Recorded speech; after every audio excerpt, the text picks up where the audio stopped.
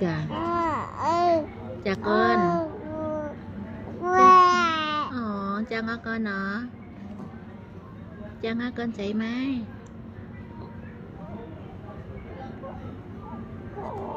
Mông cho ai nợ. Mông cho ai nợ quá. Mông cho ai nợ. Ai đó.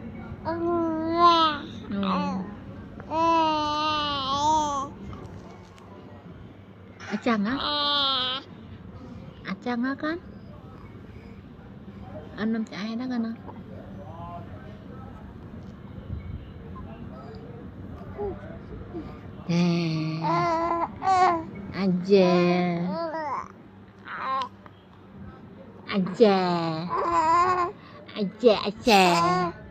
Aja.